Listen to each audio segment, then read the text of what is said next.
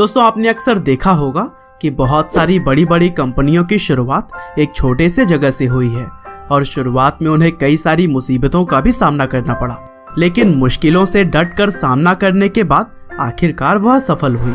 और दोस्तों आज के इस वीडियो में भी हम एक ऐसी ही कंपनी के बारे में बात करेंगे जिसकी शुरुआत भी एक छोटे से कमरे से हुई थी, लेकिन आगे चलकर यह भारत की सबसे जानी मानी कंपनियों में से एक बन गई। जी हाँ दोस्तों, हम बात कर रहे हैं Naukri.com के बारे में, जिसको बनाने का श्रेय जाता है संजीव बिचंदानी को, जिन्होंने तमाम परेशानियों को परे करके न केवल अपने एंटरप्रेन्योरशिप के सपने को पूरा किया, बल्कि एक ऐसी कंपनी बनाई जिसने लाखों लोगों को रोजगार दिलाने में अहम भूमिका भी निभाई। यहाँ तक कि संजीव की स्थिति एक समय पर ऐसी भी हो चुकी थी कि उन्हें अपने पत्नी की कमाई पर घर चलाना पड़ता था, लेकिन किस तरह से उन्होंने सभी परेशानियों का मुकाबला करते हुए सिर्फ एक छोटे से कमरे से शुरुआत कर सबसे बड़ी जॉब पोर्टल बनाई, आज के इस वीडियो में हम पूरी कहानी जानेंगे। लेकिन दोस्तों इस मोटिवेशनल कहानी को हम शुरू करें उससे पहले इस वीडियो के स्पॉन्सर्ड के बारे में जान लेते हैं, जो कि है Cambly. Cambly basically 1-on-1 private English speaking app है, जहाँ पर आपको यूके और यूएसए जैसे ही कई अलग अलग देश के ट्यूटर्स मिल जाते हैं, जो कि 24/7 आपके लिए उपलब्ध होते हैं। और इसका फायदा यह है कि आप अपने सुविधा के अनुसार कभी भी इंग्लिश की प्रैक्टिस कर सकते हैं। तो दोस्तों अगर आप इंग्लिश पे अपनी अच्छी पकड़ बनाना चाहते हैं तो फिर डिस्क्रिप्शन में दिए गए लिंक से कैम्बली ऐप को तुरंत डाउनलोड करिए। और हाँ, अगर आप वीडियो के नीचे दिए गए लिंक से जाकर रजिस्टर करते हैं तो फिर आपको 32% का डिस्काउंट भी मिलेगा। साथ ही मैंने एक ट्यूटर से बात करके आपको आगे एक झलक भी दिखाया हुआ है। Hello. Hi David. My name is Swapnil and I am from India. Okay. Yeah, basically I'm recording this video for my YouTube channel, that how Cambly works actually. Oh, hey, that's great. Fantastic. Thank you so much. So can you explain that how Cambly works? It's an online platform that allows you to converse with tutors from all over the world. And it's an open platform. There's not a structured lesson. And the idea is you can talk about any topic. तो दोस्तों इस कहानी की शुरुआत होती है 1963 से, जब भारत की राजधानी दिल्ली में संजीव का जन्म हुआ था।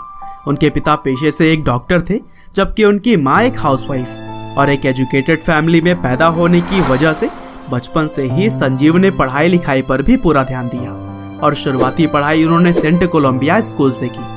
और दोस्तों पढ़ाई लिखाई में अच्छे होने की वजह से संजीव के जानने वालों को यह लगता था कि संजीव जरूर ही कोई अच्छी सी नौकरी करेंगे, लेकिन उनका सपना तो काफी अलग था, क्योंकि जहां लोग बचपन में डॉक्टर और इंजीनियर बनने की सोचते हैं, वहीं संजीव शुरू से ही एक बिजनेसमैन बनना चाहते थे।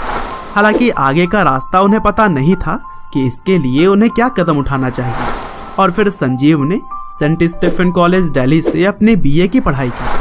हालांकि अब वह किसी बिजनेस में घुसना तो चाहते थे, लेकिन पैसे इकट्ठे करने के लिए उन्होंने 1984 में बतौर अकाउंट एग्जीक्यूटिव लिंटास नाम की कंपनी को ज्वाइन कर लिया। और फिर यहाँ उन्होंने अगले 3 सालों तक नौकरी की। हालांकि संजीव के अंदर अभी भी बिजनेस शुरू करने का कॉन्फिडेंस नहीं आ रहा था, और इसीलिए उन्होंने नौकरी छोड़ एमबीए करने के बाद हिंदुस्तान मिल्क फूड मैन्युफैक्चरर्स में भी काम किया। और फिर इसी दौरान ही IIM में पढ़ने वाली सुरभि नाम की एक लड़की से उन्होंने शादी कर ली। और दोस्तों शादी के 1 साल के बाद संजीव ने नौकरी छोड़ने का फैसला कर लिया और अब वह एंटरप्रेन्योरशिप की दुनिया में अपना पहला कदम रखने के लिए तैयार थे। हालांकि इस दौरान घर के खर्चों को उनकी पत्नी चलाने लगी थी और सुरभि भी संजीव के इस कदम में पूरी तरह से उनके साथ खड़ी थी। और फिर इसी तरह से 1990 में संजीव ने अपने एक दोस्त के साथ मिलकर इंडमार्क और इन्फोएज नाम की 2 कंपनियां शुरू की। और यह कंपनी संजीव ने अपने ही घर में नौकर के कमरे से शुरू की थी। और काफी प्रोफेशनल होने की वजह से वह अपने पिता को इस कमरे के लिए 800 रुपए रेंट भी दिया करते थे। दरअसल इन्फोएज में वह एंट्री लेवल सैलरी सर्विस किया करते थे, तो वहीं दूसरी कंपनी इंडमार्क ट्रेडमार्क्स और डेटाबेस के बारे में थी। हालांकि जिस तरह से संजीव और उनके पार्टनर ने सोचा था वैसा कंपनी परफॉर्म नहीं कर सकी, और इसीलिए संजीव वीकेंड्स में कई सारे इंस्टीट्यूट्स में पढ़ाने का काम भी करने लगे थे, और इससे उन्हें 2000 रुपए के आसपास हर महीने ही मिल जाया करती थी। हालांकि आगे चलकर संजीव और उनके पार्टनर ने अलग होने का फैसला कर लिया और फिर 1993 में दोनों ने अपने हिस्से में एक एक कंपनी ले ली और इस बंटवारे में संजीव को इन्फोएज तो वहीं उनके पार्टनर को एंडमार्क मिल गया। हालांकि कंपनीज तो सिर्फ नाम की ही बची थी क्योंकि इसके जरिए कोई भी फायदा अभी तक नहीं मिल रहा था और इसी वजह से अपने बेसिक खर्चों को चलाने के लिए संजीव ने अगले कुछ साल फिर से एक कंसल्टिंग एडिटर के तौर पर एक कंपनी में काम किया। लेकिन दोस्तों कहते हैं ना कि मेहनत का फल देर ही सही लेकिन मिलता जरूर है और फिर यही हुआ संजीव के साथ भी। दरअसल 1996 में जब दिल्ली के अंदर IT एशिया एग्जीबिशन आयोजित किया गया था तब इस इवेंट में संजीव भी पहुंचे थे और यह वो दौर था जब भारत में इंटरनेट की अभी शुरुआत ही हुई थी। और फिर इस एग्जीबिशन में उन्होंने एक स्टॉल देखा जिस पर www लिखा हुआ था और फिर इसके बारे में ज़्यादा जानकारी के लिए जब वह स्टॉल के पास पहुंचे तब उन्हें इंटरनेट के बारे में पूरी जानकारी दी गई और फिर यहीं से naukri.com के लिए उन्हें पहली बार आइडिया आया। दरअसल उस समय कॉलेज में पढ़ाने वाले लोग हों या फिर जॉब करने वाले सभी लोग डेली न्यूज़पेपर में नौकरी के लिए विज्ञापन देखा करते थे और यही नौकरी पाने का उस समय तक एकमात्र माध्यम हुआ करता था। और फिर यहीं से संजीव ने इंटरनेट के फ्यूचर को देखते हुए naukri.com को बनाने का फैसला किया जहां पर फालतू न्यूज़ की जगह पर सिर्फ जॉब वैकेंसीज पर ही फोकस हो। हालांकि भारत में वेबसाइट बनाना और इसे होस्ट करना इतना आसान उस समय तक नहीं था क्योंकि प्रोग्रामिंग लैंग्वेज बहुत ही गिने चुने लोगों को ही पता हुआ करती थी और इसी वजह से उन्होंने वेबसाइट मैनेज करने और बनाने के लिए कंपनी का कुछ शेयर ही दे दिया।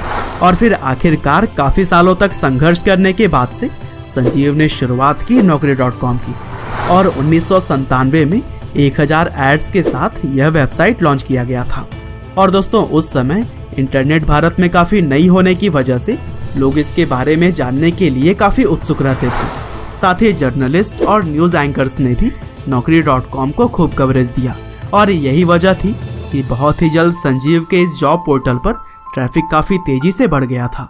और दोस्तों कंपनी को पहले साल जहां पर 2.5 लाख का फ़ायदा हुआ वहीं दूसरे साल यह बढ़कर 18 लाख के भी पार पहुंच गया था। और फंडिंग मिलने के बाद से तो संजीव के इस कंपनी ने कभी भी पीछे मुड़कर नहीं देखा और 2004 आते आते तो naukri.com में 45 करोड़ की कमाई की थी। और दोस्तों 2006 में naukri.com बॉम्बे स्टॉक एक्सचेंज में लिस्ट होने वाली भारत की पहली इंटरनेट कंपनी बन गई। और दोस्तों इस तरह से अगर देखा जाए तो भारत में आज भी लगभग 70% मार्केट शेयर naukri.com के ही पास मौजूद है और अकेले से शुरू होने वाली इस कंपनी में आज हजारों की संख्या में लोग काम भी करते हैं। और दोस्तों संजीव की इन्फोएज कंपनी जो कि naukri.com की पेरेंट कंपनी है वह कई और भी वेबसाइट जैसे कि जीवनसाथी.com, 99acres.com और शिक्षा.com के भी मेजर हिस्सेदारी अपने पास ही रखी हुई है। और फिलहाल संजीव आज उस मुकाम पर खड़े हैं जहां पर पहुंचना किसी भी बिजनेसमैन का सपना होता है। उम्मीद करते हैं कि संजीव बिचंदानी की यह कहानी आपको जरूर ही पसंद आई होगी। आपका बहुमूल्य समय देने के लिए बहुत बहुत धन्यवाद।